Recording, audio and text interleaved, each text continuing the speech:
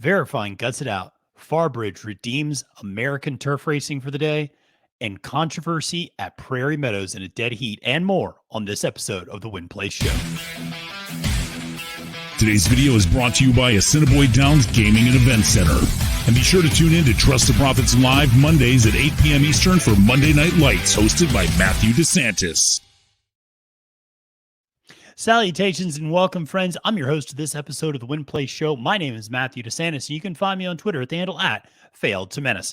Well, before we get into what was a jam-packed weekend of racing, just a quick reminder to press that subscribe button here on Trust the Profits as we give you all the great content that you're looking for in horse racing, from horse racing news episodes to handicapping episodes to live streams on Monday and Thursday nights, like the ones we have every Monday night at Assiniboia Downs, every Thursday night for the summer at Woodbine. We're having a lot of fun at those. Make sure to tune in and hang out.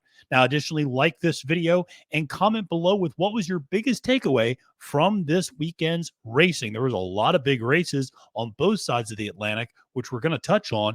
And I think there are a lot of big performances, some of which surprised people, some of which maybe some of us expected, but it was a really exciting weekend of racing. So make sure to let us know in the comments below what your big takeaway was. Well, we're going to do a little bit of a race recap over the weekend. Then we're going to shift and talk a little bit about horse racing news. And when we do that, I'm going to share a little bit of personal news. Some of you who follow me on Twitter inevitably probably already know that news, but I don't want to delay things at the start with that. So let's dive right into the race recaps. And let's just start with a huge weekend at Belmont on Saturday. And we'll start with what was a really impressive performance from a horse that we've been waiting on to see an impressive performance since he did this last year at the Dwyer, and that was Charge It, running against a very mediocre field, I would say, in the Suburban, and going 1.25 miles was really not challenged in any way, shape, or form in that race. Was pretty much so wrapped up the entire time, ended up winning by 5+ lengths, and was never really asked for his best stuff. This was, I think, a necessary race for Charge It to get back on the win tab. And again, this is a talented horse. It's just one that seems to always have some issues. It's one that, the blinkers were added 3 races ago. That may have helped a little bit finally. This also was, let's just be honest, not the biggest field. I mean, it was a 5-horse field. Tonal Impact was a horse I did not want any part of. That was a horse taking a huge step up in class, and Linda Rice was running that horse without Lasix for the first time ever. There were a lot of things go, and I'm not a huge on-off Lasix guy all the time, but that was just one spot where I was like, this is too tough of a task, I think. Red Run is a nice horse. The number 2 horse in that race was a perfectly nice horse, but is more of a dirt marathoner and is more of a dirt 1.5 miles. And also, this is still a huge step up for him running against this caliber of competition. The horse that made the most sense to me was the horse that ended up coming in second, a Clapton, because at least he was a grade 3 winner 2 races ago.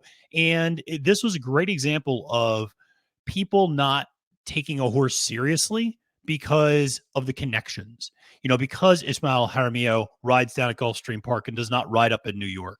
And because the trainer does not, Juan Alvarado does not have a lot of stock up in New York.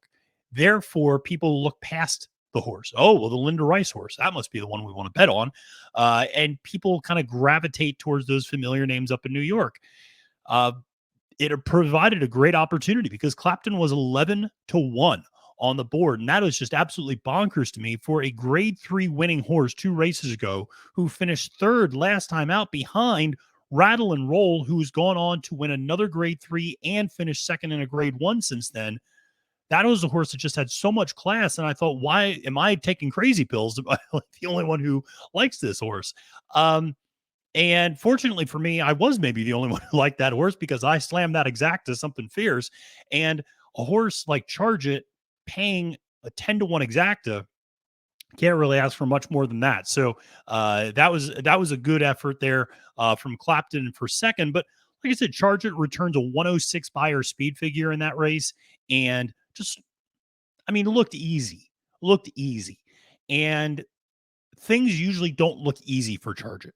That's, I think, one of the things that I find interesting about that horse is his races look hard. Like when you watch his races, they just look like a struggle sometimes. And that one looked easy. Maybe the light bulb finally switched on. Maybe he needed a race like that to kind of get his confidence back, to remind him this is what I'm supposed to do. Going that mile and a quarter, maybe that's actually what this horse does best. I mean, we've been asking, is this more of a one-turn mile horse? Is this, a 9 furlong horse? Maybe going a mile and a quarter is not a bad thing for this horse. It might give this horse more time to work itself out a little bit. So big effort there in the grade 2 Suburban from Charge It. And one of those horses that I think, I talked about it on Capping the Card. I understood why people were skeptical.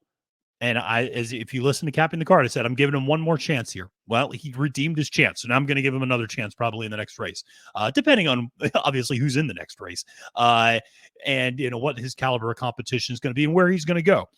Because now it seems, I'm not going to say inevitable, but it seems pretty likely that he's headed to the Classic at some point. So we'll see what he ends up running in between now and then, but certainly a big effort there from Charge It. Well, then we go to the turf and the Belmont Oaks. And folks, this was one where for a moment in the Belmont Oaks, which was won by Aspen Grove, who was a European invader for trainer James Stack, Ocean Murphy aboard. And by the way, I cannot speak highly enough of the ride that Murphy gave this horse. Beautifully done, getting this horse on the inside rail quickly, despite breaking from the number 9 post. Really great effort. And I'll be honest, this was one after the race where I thought to myself, maybe we in America should just give up turf racing. We should just not do it anymore. Because you have to understand, Aspen Grove was and also ran in the upper echelon of European racing. And this is a horse that, had some nice races going back to last year, but this year, had shown a decent form, hitting third in a group stage race.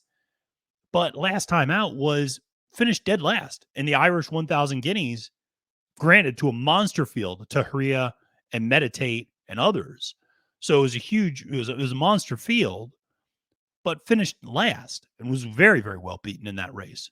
Comes over here, is completely dead on the board at 15-1, and then promptly goes out and wins the grade 1 Belmont Oaks and just blows right by our best fillies in this turf division.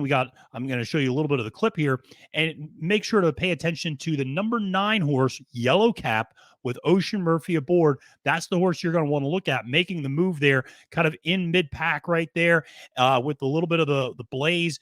And you see Prerequisite is up on the front end, trying to walk the dog, take him gate to wire. Murphy had been saving the ground, finally gets the horse tipped out in the clear. Now you see Aspen Grove making that final surge and making a winning move, getting past Prerequisite. Papilio, who had been wide, ends up running up for third place and kind of doing what Papilio does, which is teasing a little bit with all that talent that he's got and that she's got with that incredible turn of foot. But that was one where Murphy just had a perfect ride, I thought, throughout, and then coming for home, just had the horse perfectly positioned and was able to outfinish. What is, I think, particularly notable is the fact that she, Aspen Grove, is the daughter of Justify. Now, Justify has been churning out fantastic turf sprint horses. Sprinters, both on turf and on dirt, have been spectacular. Going longer has not really been Justified's game. Now, Aspen Grove's got more than ready influence underneath, so there's certainly distance pedigree underneath there, but it is interesting that a European horse from an American sire comes over and just completely wipes the board with the American fillies in this 3-year-old turf division on the East Coast. So it is, that was a moment where I remember, texting some people. I go, we should really just stick to dirt and Tapeta. I don't even know if we should belong on the turf anymore. And so the gap between the Euros and the Americans was pretty substantial in that particular race. But a phenomenal job, obviously, by Murphy. And congrats to James Stack, who does not bring horses over very often. I think he's only brought, I want to say, maybe 3 horses over in the last 5 years. So he does not bring horses over from Europe often, but had some success there, and that was really great to see. Let's go to the Belmont Derby. And this was where I was, after seeing what Aspen Grove did in the Belmont Oaks, I thought to myself, my God, the Foxes, who was for Andrew Balding with Ocean Murphy aboard, who had finished fifth in the Epsom Derby to Augusta Rodin, who's probably the best 3-year-old in the world, I would say, uh, regardless of surface. Um, the fact that the Foxes was running in the Belmont Derby, I thought this could end up being a laugher. Like the Foxes could just win this thing by 10 lengths if Aspen Grove's able to beat our best females the way that she did. But ultimately, it played out a little bit differently. I mentioned this during capping the card. That 11 post position, I did not like, and which was where the Foxes was posted all the way out wide. I thought that's just not going to be the easiest trip for Murphy to be able to kind of get this horse to where he wants to be and to be able to do the things he wants to do. It's going to be a little bit challenging. And the other issue is Far Bridge was kind of not impeding, but just kind of took the track to some extent, took the trip that I think ultimately the Foxes kind of wanted as well. This was a wild finish. I think a really impressive one. You saw Be Your Best and Silver Knot hook up around the far turn and start to pull away. And you thought maybe Charlie Appleby is kind of returning to form, because I'd made the point. I thought I'm kind of out on Charlie Appleby horses because they're shorter prices right now and they're not winning it in the United States. I know some people in the comments absolutely love Charlie Appleby horses. And listen, I love Charlie Appleby horses too, but when they're not winning, they're not winning. And I'm not going to bet a horse that's not going to win. So, but when you watch the stretch here, Far Bridge, again, capping the card, I told you this horse loves an inside run. And son of a gun if Jose Ortiz does not give this horse the textbook ride and manages to move him up in a way and secure that inside rail and basically waits for Mendelssohn's march to go out, to swing out, and then he's got the inside rail. But the key is he makes a little bit of a move in the backstretch and around the beginning of the far turn to ensure that he's not so far back at the beginning of the stretch and that he's got that inside rail move and he's able to make that move and then tip out and come running down the center. So a very impressive effort here. Let's watch it here on the replay, but we'll see Silver Knot and Be Your Best out there up front, Mondego, and you'll see all of a sudden the yellow colors. Here comes Far Bridge on that inside rail, again, waiting for Mendelssohn's march to angle out.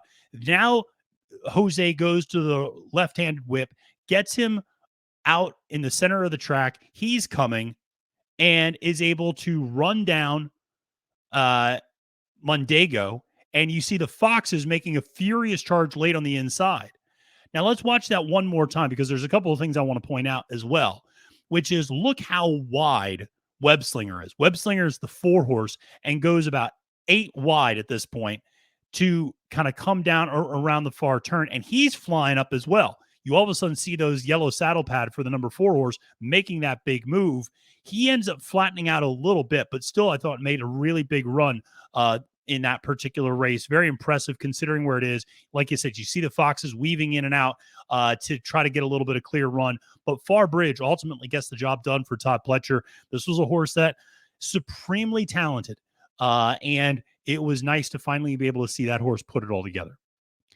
Well, let's talk about another horse that is also supremely talented and undefeated, and that is Maple Leaf Mel, who wins the Grade 3 Victory Ride. And I'll be honest, all credit to Maple Leaf Mel, but Maple Leaf Mel is starting to look a lot like Caravel. And what I mean by that is a sprint horse that I am convinced is not as good as she really is, or as her record is.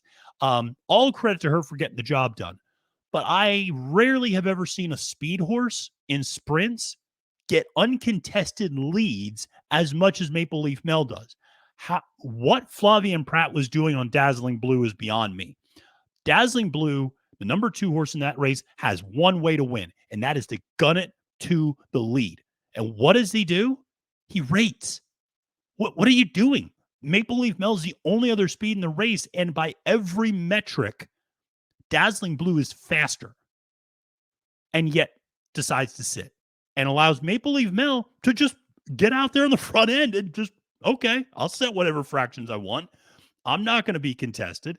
Red carpet ready sitting to the outside flank, but there's no real pressure. And Maple Leaf Mel is able to set the fraction she wants. Red carpet ready stops badly coming down the stretch. And I wonder, I hope everything's okay. Horse looked, I mean, there was not a sort of a breakdown situation or anything like that.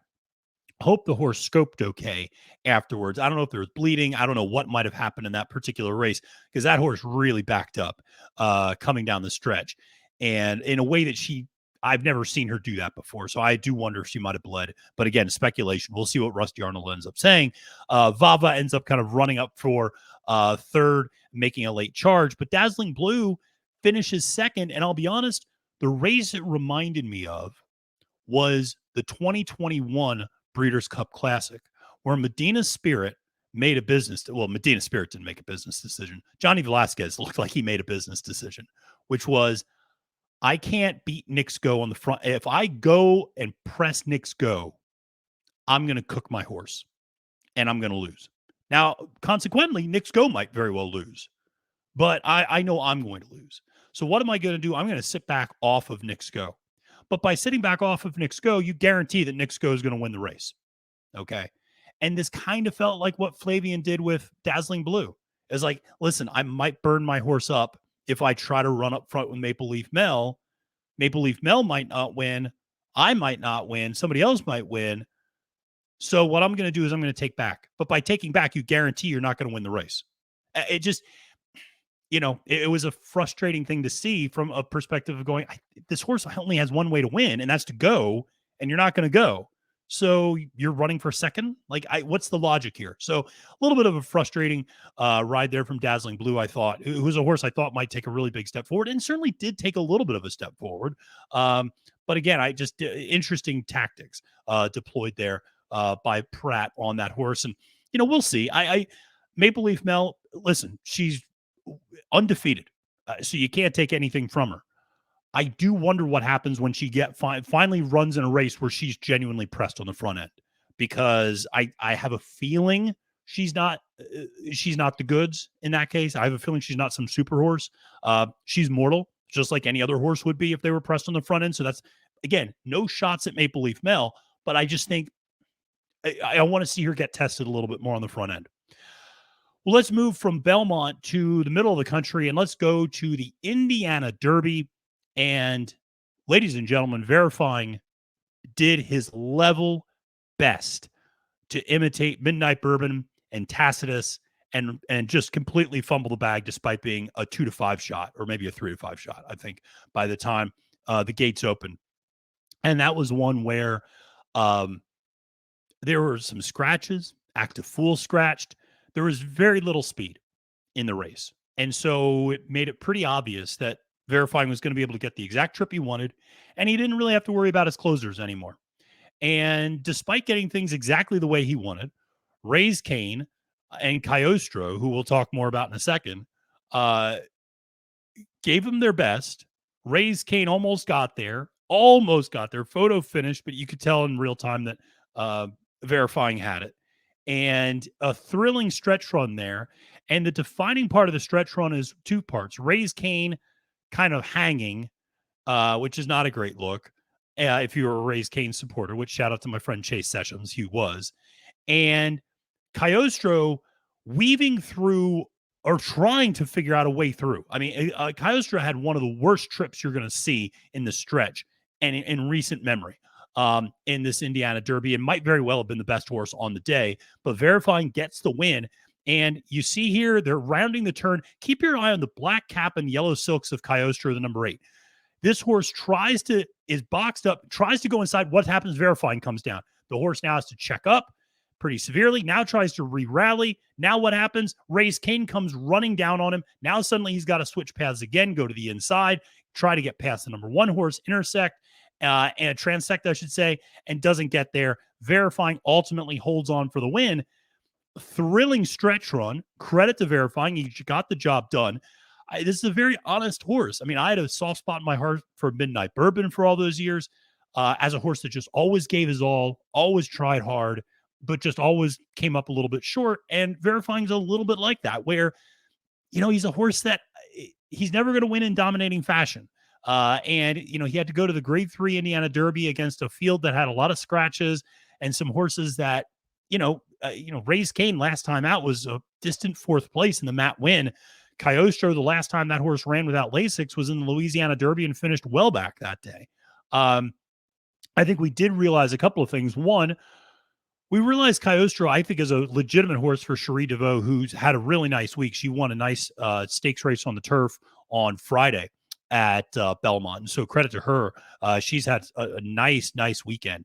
I think she had 2 stakes winners out of 4 races, two wins, 2/3 from her 4 stakes horses over the weekend. So credit to her and her barn. Always like seeing her success. Also, she likes Jack Russell Terriers, and I have a Jack Russell Terrier. So on a personal level, I like Cherie DeVaux for that reason, and Adrian as well, her sister. But the reality is that I think Cagliostro kind of proved he can run without Lasix, because the concern was Cagliostro is not the same horse without Lasix.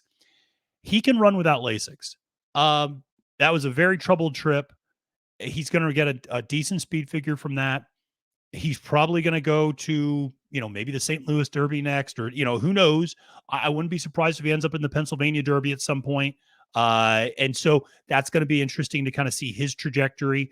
Raise Cane, listen, I've always been a little skeptical of that horse, only because that Gotham was such a weird race.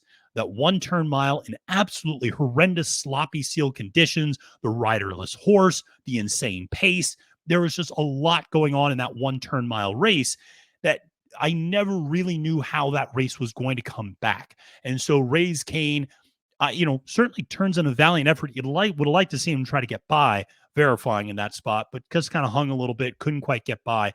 One of those things, but really a thrilling finish in the Indiana Derby. And we should mention the Indiana Oaks, a couple races, the race before, we saw Defining Purpose for Ken McPeak come back and get the win there over the Black-Eyed Susan winner, Taxed, who finished second on the day. Taxed, really had to, I was coming from pretty far back. And I thought, which is maybe not positioned as well as she ideally would have liked to have been positioned. I don't think that's the fault of the jockey. I think the horse just didn't break super crisp and was just kind of a little further back early on, dealing with a lot of kickback, and made a nice run to get up for second and a competitive second. But ultimately, Defining Purpose was just much more tactical and sat that stalking trip and was able to make a move and get the win there in the Indiana Oaks. Well, there was drama late at night at Prairie Meadows, as the Iowa Derby was a true banger of a race. Front end speed had been a cheat code the whole night. We'll talk more about that in a second. But ultimately, you get a dead heat between One in Vermilion and How Did He Do That? And How Did He Do That is an appropriately named horse, because this is a 48-1 shot for Steve Asmussen that had 2 career wins in 10 starts going into this race and was nowhere near running in this class of competition. And yet at 48-1 manages to get the job done. And you also are going to see in the replay, you're going to see Heroic Move for Robertino Diodoro make a pretty big move for 3rd place. But let's watch this Iowa Derby as they turn for home. One in Vermilion on the inside. How did he do that on the outside? You now see the number 3 Heroic Move making that move on the gray on the outside. But you see, how did he do that? One in Vermilion, just noses apart, heads apart, both horses fighting back. You think maybe Heroic Move is going to get by. And ultimately, they hit the wire, and it is a dead heat on the wire between One in Vermilion and How Did He Do That? The stewards take a look and award the victory to How Did He Do That by saying that One in Vermilion moved out and impeded the progress of How Did He Do That, and therefore gets to win. So How Did He Do That gets the win straight up, despite it being a dead heat. The stewards end up placing him first.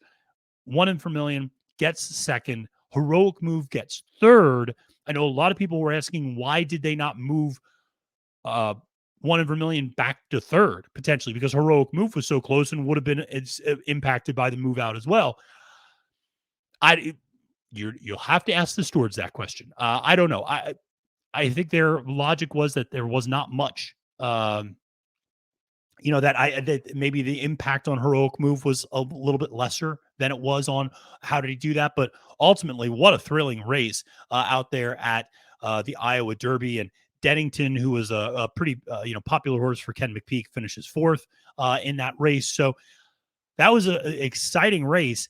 But the really awesome news came 2 races earlier in the Iowa Oaks as 61-year-old jockey Cindy Murphy gets her first graded stakes win in her career. She was the jockey of the very first winner at Prairie Meadows and gets her 2000th win aboard Crypto Mo for Travis Murphy in the Iowa Oaks. Talk about an amazing story. The jockey who gets the first win at Prairie Meadows gets her 2000th win at the age of 61 and her first graded stakes win in the Iowa Oaks on a long shot Crypto Mo who took him gate to wire. So congratulations to Cindy and Travis Murphy, and congratulations to Crypto Mo as well on that big win. That was an awesome, really, really awesome moment. And if I'm not mistaken, Cindy Murphy had actually suffered some injuries because of Crypto Mo, and she had been on the horse before when the horse had, I think, a gait issue and might have flipped over on her, and she had some serious health issues and injuries, recovered from those, and was able to then get the victory in the Iowa Oaks. So just an awesome story, and congratulations to her. Obviously, then we go out West Coast. We have the Los Alamitos Derby and Reincarnate back in the Bob Baffert barn and looking like his old self. Reincarnate takes him gate to wire in the Los Alamitos Derby and never really in doubt. I mean, that was just an easy, honestly, it looked like a paid workout. I mean, that was an easy win. Skinner for John Sheriffs gets second and never really looked super comfortable running. This was the first time back in a long time for Skinner, who had not run since that Santa Anita Derby, had been scratched out of the Kentucky Derby because of a fever. And so, first time back in 3 months, basically, for Skinner. So maybe it was just knocking the rust off a little bit. Second place effort there for that horse. And but like I said, Reincarnate looked like $1 million and looked great winning that Los Al Derby for Bob Baffert. So congratulations to the connections. And then overseas, and this was actually predating everything, in the morning, we had the grade 1 eclipse between the 3-year-old Paddington and the older filly, Emily Upjohn. And even though it was a 4-horse field, what a race over there. And Paddington cements himself as maybe, I mentioned Augusta Rodin, maybe Paddington is the best 3-year-old actually out there in the country, in the world right now, because this was an incredibly impressive performance. You're going to see Paddington in those orange and blue striped silks coming down the center of the track. Emily Upjohn in the white coming to his outside. But Paddington, the 3-year-old, just continues to impress for Aidan O'Brien and is able to repel the effort of Emily Upjohn, and these two are just clearly proven to be the class of the field, pulling away from the other two. And ultimately, Paddington, with Ryan Moore aboard, gets the job done in the Group 1 Coral Eclipse. And so congratulations to him. I've seen some speculation that a horse like Augusta Rodin may very well come over for the Breeders' Cup. We'll see if that ends up happening. There's a lot of exciting horses on the other side of the pond this year between Taria and Meditate and Paddington and Emily Upjohn and King of Steel and Augusta Rodin. So many great horses that we should be paying attention to over in the European side of the things that I hope everybody is, because some really special efforts there. Now, that's what's taking place on the track. And let's shift to a little bit of horse racing news. And I said I would share a little bit of personal news first before we dive into the full horse racing news. And if you follow me on Twitter at Failed to Menace, you know this news already. And that is that I have accepted a position as content producer with the New York Racing Association and Naira Bets as well. And I'm very excited for this opportunity. It was something that is all happened very quickly, from the job posting to me applying to me interviewing to me getting the position. I'm going to be moving up to Saratoga for the summer to cover the races for Naira and Naira Bets. I am not going to be on America's Day at the Races anytime soon. So I'll be doing a lot of standalone content for Naira Bets, videos, picks columns, things like that. So if you use Naira Bets, you'll see, maybe my face or my image or some of my videos there. But I'll be doing a lot of stuff for that. I'm going to be doing that full time now. And then after the Saratoga meet's over, I'll be relocating to New York City and obviously covering the Aqueduct Belmont meets there for Naira and Naira Bets. But this is obviously a huge transition for me. I've been in higher education for 16 years, and now shifting at the age of 42 to another career is a little daunting. But I just want to say thank you to all of you out there who are watching and listening, because honestly, without your support, without your engagement, without your encouragement, I would never have had the courage to apply for that sort of a position. And so I thank you all very much. Sadly, though, it means that I will not be able to continue to do a lot of videos for Trust the Profits anymore, just because of my schedule. And I will still be coming back as a guest on Trust the Profits regularly, but this is probably my last or second to last episode of the Win Play Show. And probably have one more episode of Capping the Card in me, because I have to be up in Saratoga by July 19th because I start on July 21st. So this is all happening pretty quickly for me to get up there. But obviously, that's a little bit of horse racing news and a little bit of more personal news and news, obviously, that affects Trust the Profits. But like I said, there's so much great stuff happening on the channel here. Make sure to, if you tune in for me, make sure to tune in for a lot of other people too, because there's a lot of great work going on here between Colin and the Formula and El Hombre and all the stuff Jessica's doing, all the stuff Mike Pellerin's doing. We got more people lined up to be doing more shows after I leave. So there's a lot going on here at Trust the Profits. So don't leave the channel just because I may be leaving. Not that I have that sort of an ego to think that people, dictate their viewing habits around me specifically, but just want to continue to say, I think Trust the Profits is going to continue to do an amazing job covering horse racing. And I need to thank all of the folks with Trust the Profits, because they gave me a huge opportunity to have a platform as well. So thank you again to everyone. And that's a little bit of horse racing news, a little bit of personal news, but there's also real horse racing news, not just my own blatherings about going up to New York this summer, but some news that will affect Saratoga is that Belmont has come out and said Cody's Wish is 99% sure. Actually, Cody's Wish doesn't know one way or the other. Belmont is 99% sure that Cody's Wish is going to be going to the Whitney. And this was the question, was, will they stretch this horse out? And it certainly seems like that is going to be the case, that Cody's Wish is going to get stretched out to the 1.25 miles of the Whitney and is going to try to take on a little bit of a different challenge. From a pedigree standpoint, the horse should handle longer distance without an issue, but you don't know until it happens. So Cody's Wish will be taking that step forward in the Whitney this summer. Zandon also going to be going to the Whitney, looking to turn things around there. Looking ahead at some other races later this month, the Haskell shaping up to be a banger of a race. Mage, Tapatrice, Arabian Night, Go Rocket Ride, Salute the Stars, who is the winner of the Pegasus, all probables for that Haskell Stakes. That's a nice field. You also have some possibilities of Angel of Empire and King's Barnes, depending on if they go there or if they go to the Jim Dandy. So very, very interesting to see that. A lot of exciting news on the track for this 3-year-old crop. Now, since the last time I had an episode of the Win Play Show, Churchill Downs has come out and continued the suspension of Bob Baffert for yet another year. And this was after Baffert had served a 2-year suspension. They said that they would reconsider his suspension at that time. And they said that because he is peddling false narratives, he is going to have his suspension continued. Listen, my thoughts on CDI are well documented. They're a private company. They can do whatever they want. In that regard, it's not like they're a publicly owned company. They are a privately owned company. They can do what they want. I